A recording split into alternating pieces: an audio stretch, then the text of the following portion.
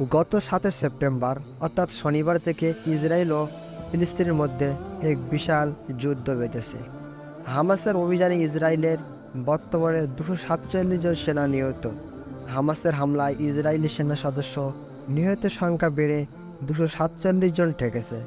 গতদিন বৃহস্পতিবারে যা হয়েছে 222 জন। এছাড়া ইসরায়েলের মোট প্রাণহানি 1300 ছাড়িয়েছে।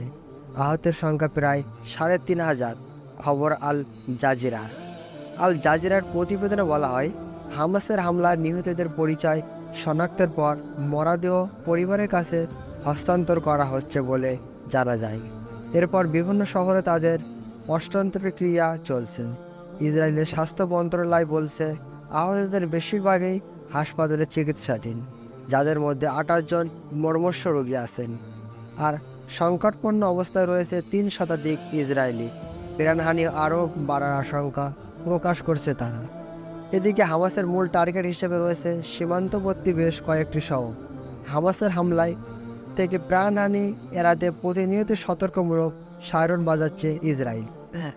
উল্লেখ্য, ইসরায়েলের সেনাবাহিনী, নৌবাহিনী ও আধা সামরিক বাহিনীতে বর্তমান 1,69,500 সক্রিয় সামরিক সেনা রয়েছে। এছাড়াও রিজার্ভসে রয়েছে 4,65,000 সেনা। বর্তমানে গাজা উপত্যকায় কাছাকাছি 3 লাখ ইসরায়েলি রিজার্ভ সেনা মোতায়েন রয়েছে। এছাড়াও লেবানন সীমান্তে হিজবুল্লাহদের সাথে যুদ্ধ করার জন্য ইসরায়েলি সেনা মজুদ রয়েছে। এদিকে গাজা উপত্যকায় গণহত্যা চালাচ্ছে ইসরায়েল, দাবি হামাসের। গাজা উপত্যকায় গণহত্যা চালাচ্ছে ইসরায়েল।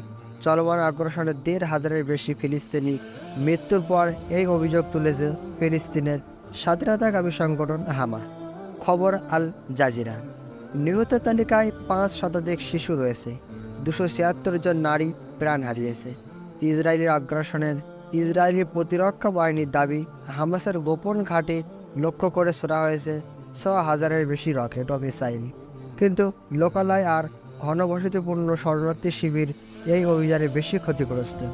বৃহস্পতিবারও একটি অ্যাপার্টমেন্ট চালানো হামলায় প্রাণ হারিয়েছে 45 সামরিক ফিলিস্তিনি।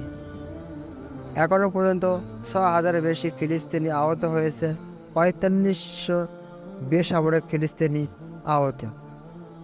সেই অনুসারে হাসপাতালগুলোতে মিলছে না চিকিৎসা। জাতিসংঘের আশঙ্কা, শীঘ্রই অস্ত্রবিরতি কার্যকর করতে হবে, না হলে বিপর্যয় দেখবে গাজা। আমেরিকা ফিলিস্তিনের পাশে নেই। আমেরিকা ইসরায়েলের সাপোর্ট করছে। এই সাইডে তুরস্ক ইসরায়েলের পক্ষে। সৌদি আরব, মধ্যপ্রাচ্যের কিছু মুসলিম দেশ ফিলিস্তিনের সাথে আছে। ওই সাইডে আমেরিকা মতো শক্তিধর দেশগুলো ইসরায়েলের মদদ দিচ্ছে। তারা বলছে, গাজাকে ধ্বংস করে দাও, গাজাকে ধ্বংস করে দিলে যত কিছু লাগবে আমরা দিব। এই হচ্ছে বর্তমানে আমেরিকার কাজ। সকলে ফিলিস্তিনবাসীর জন্য দোয়া করবেন।